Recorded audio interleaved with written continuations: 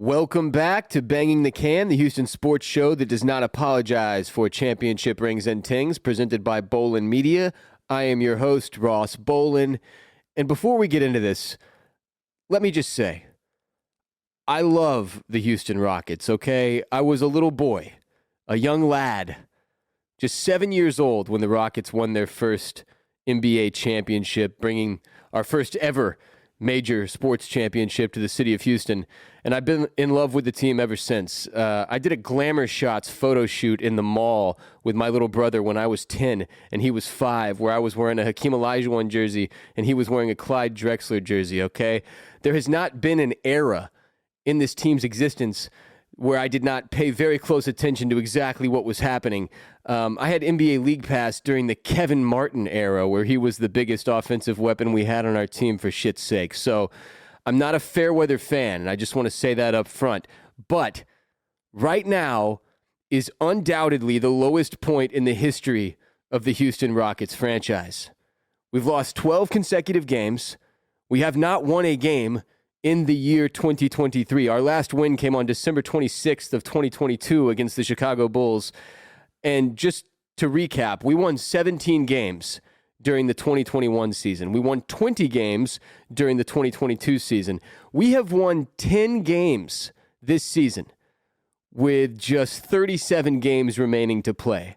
The Rockets are basically at the same point that the Astros were when they were beginning the rebuild, right? And we just sucked absolute balls for 3 seasons to the point that it was barely watchable baseball, which might be the only shred of hope that Houstonians have to cling to at this point. Like, maybe the Rockets are simply emulating the Astros in an attempt to create the same level of success after a rebuild, right? The problem is that the NBA is completely different in terms of how a rebuild works. It's a completely different animal than Major League Baseball. Rebuilds do not work the same way. Team building doesn't work the same way. Chemistry doesn't work the same way in basketball as it does in the sport of baseball. And even when we sucked absolute ass, at least the Astros had Jose Altuve, a young Jose Altuve, as the anchor, right? The culture of the Astros was anchored by a young Jose Altuve. The Rockets, we have no anchor. And the only discernible culture currently is that of losing, right? Former Rocket John Wall went on the Run Your Race podcast earlier this week and just absolutely roasted the shit out of your beloved Houston Rockets franchise. First, John Wall told a story on that podcast about when he first arrived in Houston, thinking he was going to play alongside James Harden, obviously. And he said, quote, "I'm going there thinking James is going to be there, but he already wants out. When I landed, I'm like, what's up? I'm about to land." And he's like, "Well, I'm on my way to Atlanta to go to Lil Baby's birthday party." He's asking if I want to get on the jet with him. So there's a couple of things here. One, if you follow James Harden's career at all, if you know anything about James Harden's social life at all, this is not a surprising story. He does not miss a Lil Baby birthday, all right? He shows up with a honey bun. Everybody knows that. And Harden is just one of those guys that likes to party, you know? I mean, he's never going to be like a LeBron James type, where it's both on the court and off the court. He seems incredibly dedicated to winning all of the time, and he seems incredibly dedicated to building a championship roster all of the time. Like, it's not Harden's style. He's not the same kind of player, right? So that's the first thing. It's just like none of this is shocking from the perspective of the James Harden story. The other thing to take away from this is that from the get-go, when John Wall arrived in Houston, things were not good. Like, he shows up ready to pair up with this other perennial all-star, and the guy is 1 foot out the door already. When he lands, the guy is asking him to get back on another jet with him and head to Atlanta for Lil Baby's birthday party. All right, so things were not in a good place from the very beginning of when John Wall showed up in Houston. John Wall continued on this podcast by basically describing how he thinks all this losing is impacting our young core of guys that we've drafted over the past few years. He says, "My first year in Houston, we were tanking. We lost 20 in a row. We were trying to lose on purpose. Tanking."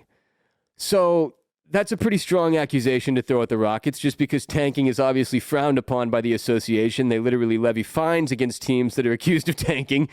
And you're not supposed to lose on purpose. That's against the nature of competitive sports and competitive professional sports leagues and generally frowned upon in every sense of the word. So the tanking thing is not good. That being said, you would think that as a veteran leader in the NBA, a guy with many years of professional basketball under his belt, you would think that he would try to impart some level of wisdom to the young core, right? Guys like Jalen Green, right? Like that he would try to coach up Kevin Porter Jr. perhaps. So let's see, what did he do to coach up the young guys? Quote, I would tell them, don't get adjusted to this losing shit. It's a bad organization right now. They've got to fix some shit. It's a bad organization right now? That's what he was telling the young players? I don't understand how he thought that was going to be motivational or in any way help them to continue their development as rookies or second-year players. It doesn't seem like John. Again, he came in, bad circumstances. Not what he expected it to be. Same situation for Coach Stephen Silas, right? As it was for John Wall. You thought you were going to come in and coach a future Hall of Famer in James Harden. He's immediately out the door. You thought you were going to come play with a future Hall of Famer, James Harden. He's immediately, trying to get out of there. That being said, I don't understand why this is like, even if this is what he was telling the younger guys, why he would cop to that on a podcast doesn't really make sense to me. It just makes John Wall kind of look like a sore loser and a dickhead, frankly. But yeah, I mean, he really went out of his way to roast the franchise on the whole, not really calling out any specific players that were on the team, but just roasting the franchise in general. So the next day, Coach Stephen Silas disputed John Wall's comments, saying on the radio in Houston, when we go out every night, we're trying to win a basketball game. And we prepare the same way that I prepared when I was working for perennial playoff teams. We have the same expectations for play. We do things in a manner that is putting us in the direction to win every single night that we're out there. Is that going to happen? No. We're a young team. We have 19 and 20, 21-year-old guys who emotionally, they go up and down. And with their games, there's going to be a lot of inconsistency. And it's not, I agree with the last part, obviously. These are 19, 20, 21-year-old guys who they don't have the experience yet in the league to really be stable emotionally, right? I mean, losing this much is really, really hard on anybody. When you're in a rebuild, it's a hard situation. And when you've got this many young guys that, again, aren't really anchored by anyone, there's no veteran anchor. I don't think you can say that's Eric Gordon anymore, certainly. It makes it really challenging. It's difficult. I agree with Steven on that front. But the other stuff he's saying about how he's preparing these guys the same way they would prepare when he was working with perennial playoff teams, well, at that point, Stephen Silas was an assistant coach, so he wasn't the head dog. He wasn't the main cat running the show, right? So I don't know what he saw, but he's not emulating whatever the fuck that was. Like that part I don't agree with. I don't think these guys that they're being held to the same expectation as a perennial playoff team because, frankly, we're losing 12 games in a row and absurd, just like having only 10 wins under our belt at this point is just really all the evidence you need to. And if you're watching the games, you see it. This is not a winning attitude. This is not a team that has even a good losing attitude. It's generally shit body language out there. Nobody looks like they're having a good time. It's bad. Things have gotten bad, and fans have been all over Stephen Silas for his decision making around just overall strategy and playing time for certain guys like Alperen Şengün, most of all. And over the last couple weeks, rumors of Steven potentially being fired have reached kind of a fever pitch. And now he's getting publicly shit on by an NBA veteran who was recently on the team. So what do I think about all this? Look, first of all, let's be clear about something. John Wall is not a proven winner in the NBA. This is not a guy with a ring or multiple rings. Like, he's a perennial all-star, yes. He's a phenomenally talented point guard, yes. But he's been in the league for a lot of years, and he's not exactly a guy that you when you think of John Wall, you think of, leadership, or a guy who takes teams into contention. That's not really what he's known for. So John Wall's opinion about what the Rockets are doing doesn't really mean shit, frankly. I can also understand why, based on the stories we just told, he's extremely bitter about his experience in Houston. He's pissed off that the Rockets management handled him the way that they did. It was a bad situation for everyone, or as Stephen Silas put it, a sticky situation for everyone. So on the John Wall front, I don't put too much stock in what he's saying. There are a lot of Rockets fans freaking out like, oh my God, the culture of our team is ass. Look, this is just the point that we're at. right? This is where we are right now with the rebuild, and you've got to accept that. This is the way it goes. If you thought we were going to come out with a bunch of 19, 20, and 21-year-olds, a first-time head coach in Steven Silas, and an obvious underlying motive to get as high of a draft pick as possible, I won't say we're tanking or losing on purpose yet, but all those things considered, we were not going to be winning a lot of games. This was not going to be a super fun experience as a fan. We were going to have to go through a downtime to try to turn it into an upswing, right? That being said, things are notably not going well. Like, I'm not an NBA scout. I am not an NBA basketball talent evaluator. But the first time I saw Alperen Şengün play basketball live in the Toyota Center in 2021, I was like, oh shit. I mean, within 5 minutes of him playing, I was like, oh shit, this guy is an extremely talented basketball player. His game is more polished than any of the other potential future all-stars that we have, and we should probably focus on running the offense more through him. Again, I don't know shit, but this was pretty plain to see, even for me, back in 2021, at the only game I went to that season, early on in the season. Yet we are still seeing Alperen Şengün fail to get enough playing time for the worst team in the league, and it's not like he's not playing.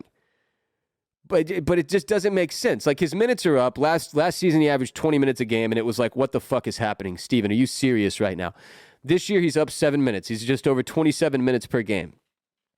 But that's still, he should be cracking the 30-minute mark every fucking night. This is the guy.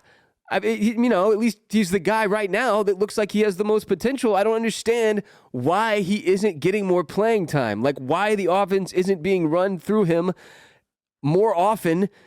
And just frankly, overall, the offensive schemes look like shit. They just look like this is like, we have no direction offensively, no consistency, no fire, no spark.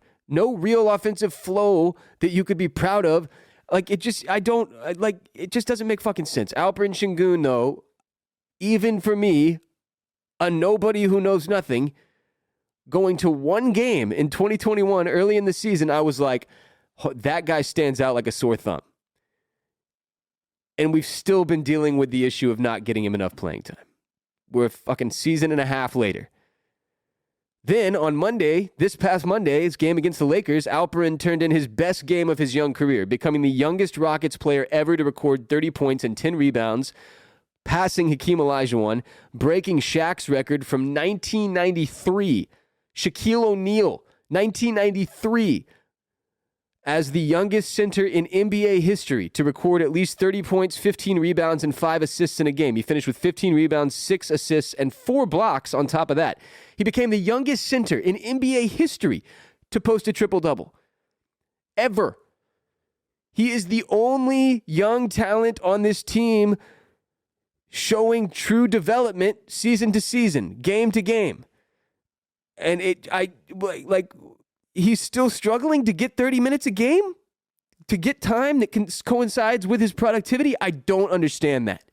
That's the thing that's indefensible about Steven Silas, about Coach, in the way that this franchise is currently being handled. I can't make sense of it. On top of everything else, now we've got Jabari Smith Jr. yapping at his teammates on the court mid-game, Alperen Şengün included, by the way, for mistakes that he himself made on offense. Jabari's frustrated, I get that. But, bro, you've got to hold it together out there. What are you doing? You look like a fucking idiot. He's out there bitching out teammates, yelling shit at teammates. One of the plays in the most recent game, he made one of the worst passes I have ever seen that turned into a turnover and a breakaway dunk. And he yelled at Şengün. Bro, you fucking threw the ball to the other team. You should not have shit to say to anybody else right now. It doesn't even matter. I just don't understand it. And regularly you will see Jabari fail to box out, which is a thing they teach you in fucking third grade, man. That's the first couple years of basketball. It's one of the only things they can teach you at first because there ain't much else that third graders can do. But they teach you to box out. Put your body on another body when the ball is in the air and try to prevent the other team from getting the fucking rebound. If you're not doing that, you're not doing much. And that's where Jabari Smith Jr. is at. We've also got the number 2 pick in the draft from the year prior, Jalen Green, by and large failing entirely to take the next step in his development as an NBA player, just stalled out. That's the way I would put it at this point. Jalen Green has stalled out. Has he had a few standout, incredible offensive performances? Yes. But that's kind of to be expected as the bar, right? Like the bottom line, like the least that he could do.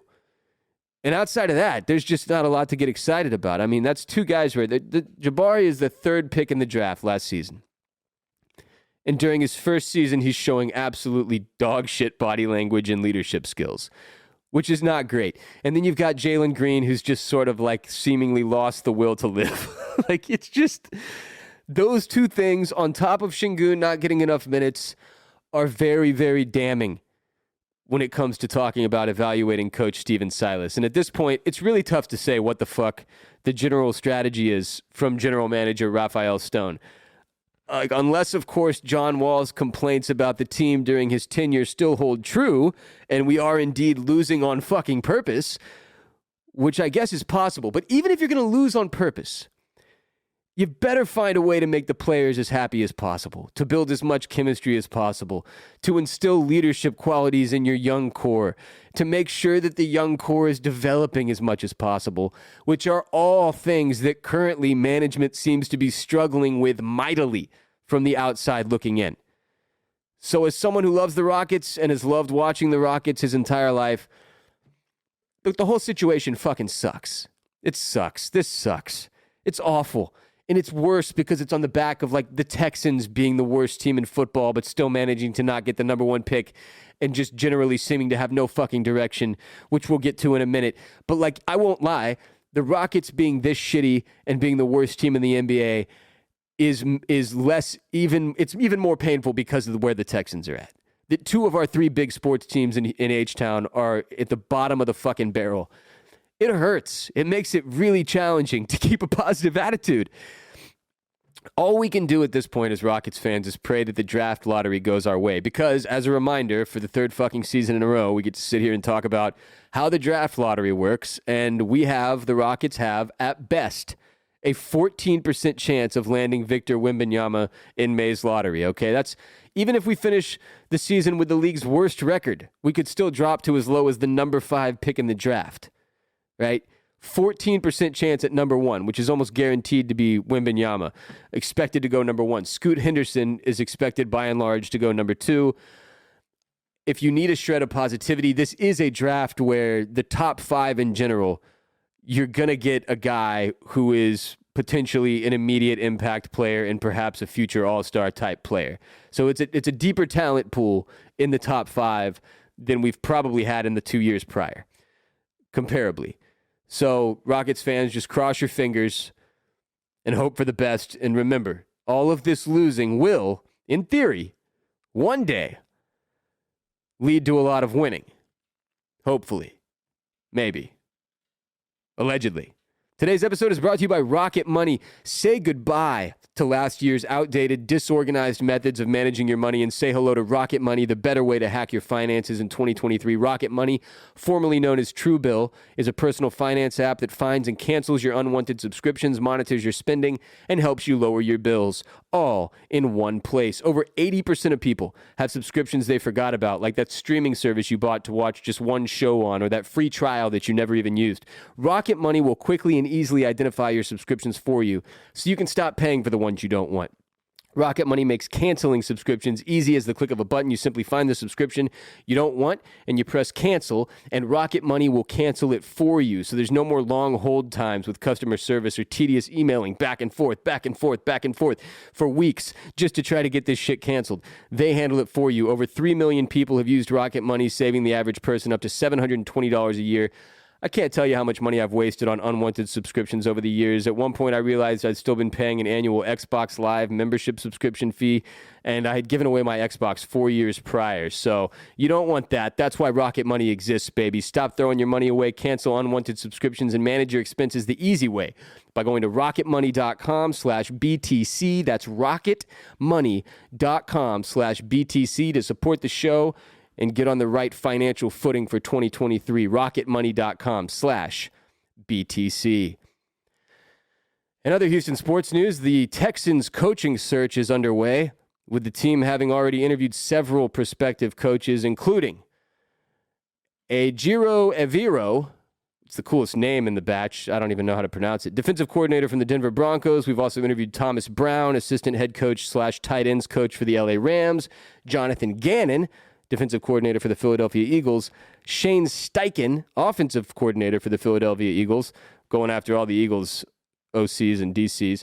Ben Johnson, offensive coordinator for the Detroit Lions. And, of course, New Orleans Saints head coach Sean Payton. He's not their head coach anymore, but technically still employed by the Saints. He's under contract with the Saints or whatever.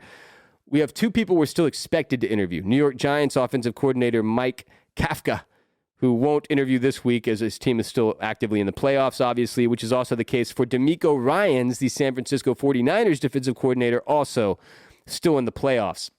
Probably the guy that, like, just pure Houston Texans fans want the most, DeMeco Ryans, just because everybody fucking loves DeMeco Ryans in Houston. He's kind of like a Texans legend.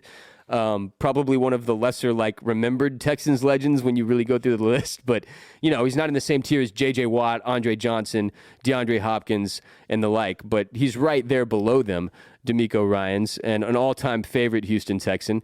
But the most exciting name on the list is inarguably Sean Payton, right? That's the guy with the most success. He's also the guy that would cost the team the most in the way of draft capital, as we would have to give some up. Even though he's retired, he is technically still under contract with the New Orleans Saints. So we would be trading, I'm doing air quotes here if you're not watching on YouTube, we would be trading for Sean Payton, okay? Unfortunately, Fox Sports 1's Colin Cowherd opened his show on Wednesday this week talking about dysfunctional ownership. And he was discussing dysfunctional NFL ownership based on a recent conversation he had with Sean Payton, essentially saying that even through Zoom, for Sean Payton, it was very easy to tell which teams were losing for a reason because they had loser ownership leading to losing football. And pretty much everyone who watched this interview or this episode of Cowherd's show assumes he's talking about the Texans. Because, look, we've talked about Cal McNair ad nauseum on this podcast and just how much of a goofball he is and how little confidence he inspires. And that's the top dog here with the Houston Texans. He's the owner. Everything starts with him. And he is a clown. Nobody takes seriously. So if he was one of the people leading the Zoom call, which you know he was, it's easy to assume that we were the team that Sean Payton and Colin Cowherd were making reference to. So apparently that's probably taking our chances of landing Sean Payton pretty close to zero. It could also be a bargaining chip. Who knows? Maybe he's just trying to get more money. If you're looking for positives, the Texans are tied with the most selections in the 2023 NFL Draft with 12, which is good. We've got 2 first-round picks at number 2 and number 12 overall. Of course, we should have had number 1, but that's a thing we've already discussed. We don't have to go back to that dark place. We have number 2 and the number 12 pick in the first round. We've got $40 million in salary cap space to upgrade the roster. So it's not all bad. It's just mostly bad if you're a Texans fan right now. So it's not all bad, but it's not all good either. And that'll do it for today's show. But remember, every episode of Banging the Can is available on youtube.com/@bangingthecan. I appreciate those of you who are subscribed and supporting us on YouTube. If you would rather watch instead of just listening, go to youtube.com/@bangingthecan. And frankly, even if you don't care to watch, I would appreciate you taking this time to subscribe on YouTube, as it helps us continue to grow the show. So I appreciate you for doing that. Even if you don't want to watch, go to youtube.com/@bangingthecan and subscribe today. On that note, please share the most unapologetic Houston sports show in existence with your friends and family. Support our sponsors. This week's sponsor, Rocket Money. Budget better and save money this year with Rocket Money by going to rocketmoney.com/BTC and canceling those unwanted subscriptions when you do. And check out my media startup, Bolen Media, at bolenmedia.com. Listen to my comedy show, The Ross Bolen Podcast, wherever you listen to Banging the Can, or watch on youtube.com/@The Ross Bolen Podcast. And you can follow us on social media on TikTok @Banging the Can, as well as Twitter and Instagram for clips of the show every week. Maybe there's a week you're not able to tune in for whatever reason. I don't know why you wouldn't be able to tune in, but you can catch clips from the show on social media @Banging the Can. I am Ross Bolen. You can follow me on Twitter and Instagram @WRBolen. And I'll be back soon. Keep your head high. Until next time, H-Town, stay down.